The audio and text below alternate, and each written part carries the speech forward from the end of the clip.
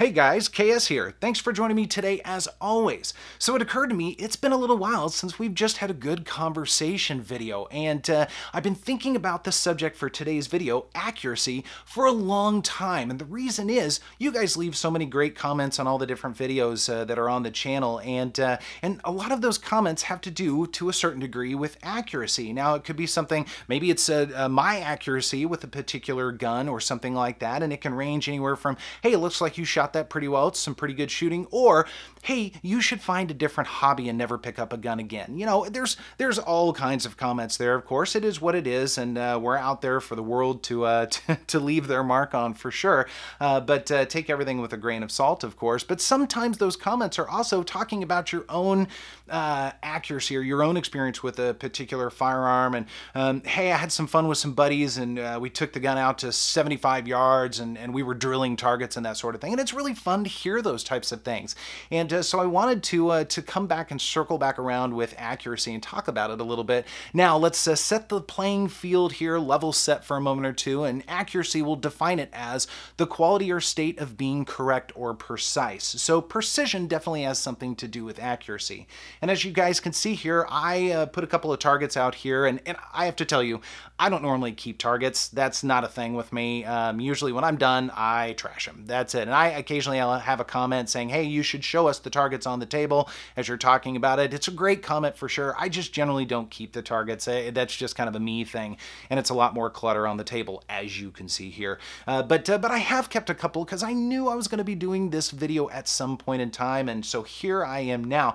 I've tried to capture some different levels of accuracy, as you can see here, and I thought it was a good way to spark this conversation just a little bit. So my targets that I use for videos, for every video, generally are these guys right here. These are 12 by 18 silhouette targets. They're splatter targets because hopefully they're pretty easy to see on film, or at least that's the goal.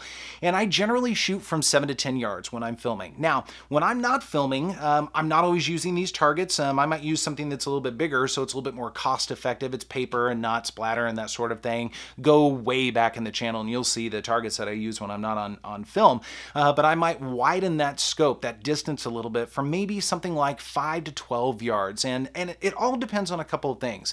It depends on what I'm trying to shoot for. In other words, am I just going and having a really good time, just kind of plinking around? Am I trying to practice for concealed carry and trying to break in a new gun or something like that? I mean, there are a variety of different things that go into that. But again, when I'm filming, generally 7 to 10 yards, these are the targets right here.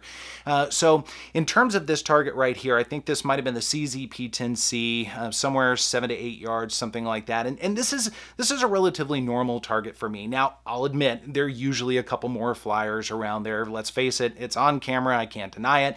And I don't mind the occasional flyer. That means that I've slipped a little bit. So my grip got a little bit relaxed, or my trigger finger did something wonky, whatever it is, or I got distracted. I have a little bit of ADD, it is what it is. But generally speaking, these are my targets. And I like these targets. I'm always happy when I leave the range and I've got a target that looks something like this or anywhere around here. Now, this target right here, I've kept this one actually for a long time because I always get a chuckle over these targets. This was actually with the Kahr S9. If you've seen that video, if you haven't, go back and see it. It's in the library somewhere. But I will say, and I still say it, I did not connect very well with that gun. This was actually one of the better targets with that. It just, you know, there's some guns you connect with and some you don't. Perhaps you shoot every one of them very well. Good on you if you do. I don't always. So this was not so much a great day, certainly in terms of accuracy. Now, this one right here, this is a little bit unusual of a target for me. So Glock 19 Gen 5. I think shooting some Fort Scott, I think it's 80 grain defense ammo, and some really good ammo to shoot through a gun that I tend to shoot reasonably well on most days. And this is unusually good for me. Again, 7 to 8 yards, somewhere around there for this target. And so hopefully this displays some different levels of accuracy here. And again, what are you going for? Are you going for self-defense or home defense? Are you going to plank? Are you competing? Are you really trying to achieve this type of target and the real precision accuracy? And there are definitely people that do that. There's some people at Centerfire Shooting Sports, my home away from home, that are there, and they might shoot one round every minute, and they are really trying to get as dialed in as they can. It's really fun to watch them do that, and they take it very seriously, and oftentimes their targets really do look like that. And I'm sitting over here with something like this. You know, it is what it is. But it's fascinating to see that nonetheless. Another thing that will bleed into accuracy is skill level. Are you a new shooter? Have you been shooting for 20, 30, 50 years, whatever it happens to be? Oftentimes I'm shooting relatively close to a very new shooter. Sometimes they've got one of the range guys, one of the employees at Centerfire with them, doing a little bit of training and just kind of teaching them some of the basics and that sort of thing. And there are a lot of people that watch channels like mine that are new shooters. And so being realistic about accuracy, I think, is really important. It's a lot of fun to walk away from the range with a target like this. Again, it's very rare and unique for me, but it's a lot of fun to do that. But it's not very realistic. You know, these 12 by 18 targets, I consider myself more of a defensive shooter. Many years ago, I didn't. I really tried to go for this every time. I don't anymore for a variety of reasons. First, I'm a little older. I'm not in as good a physical shape as I once was, and I spend so much time with different firearms that this just isn't very realistic for me. But I consider it the same sort of thing with the newer shooters. And I look at a target like this, and you know, if you're shooting a target like this, especially newer, not quite as high of a skill level, whatever it is, you know, going for this might be very unrealistic and can be very disappointing at the end of the day when your bullets are kind of a little bit everywhere. And I sort of think, you know, if you're hitting the paper and you're a new shooter and you're shooting at whatever it is, 3, 4, 5, 6, 7, 8, I could count forever, I suppose, yards, you know, you're hitting the paper and then you start moving it in and in as time goes, and you develop those skills. That is a great thing. There's nothing wrong with that whatsoever. So making sure you've got the right expectation for that accuracy that you're going to have.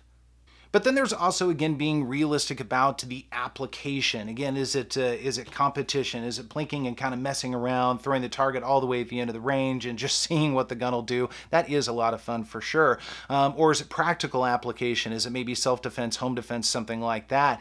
I look at these targets and some people say, well, your shooting's not very good because it wasn't on the red spot right here. I have actually had that comment multiple times. Well, here's the thing. People don't have red spots. All of this is really, it's up for grabs here, and all of this can at least do damage, if not do serious damage, or potentially really put down some sort of assailant if that's the case. And so being more of a defensive shooter these days, you know, I'm looking at these targets, and for the most part, any of these targets are pretty acceptable.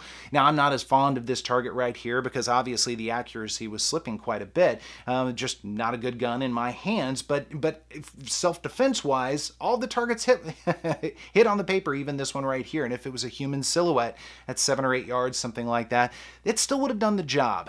Might have had to take multiple hits for sure, let's face it, and that's not really what this video is about, but still, from a defense perspective, it's really not too bad. So I thought it'd be a good opportunity again for us to just kind of talk a little bit about accuracy, and it's not so much about my perspective. You guys have that a little bit, and I always kind of drop tidbits in videos, but I want to know what you guys think about it. What are you trying to do when you go to the range? What are you practicing for? Is it competition? Is it precision? Is it self-defense? Are you just going and kind of plinking around, whatever it is? I'm always curious about that. I'm hoping you guys will leave some good comments down below, spark up a good conversation about this, because it always kind of helps the channel grow. I learn more from you guys than I think you could ever learn from me, for sure. So it's always very interesting. I'm looking forward to that. So thanks in advance for those comments. Thanks so much for joining me today, and I will see you next time.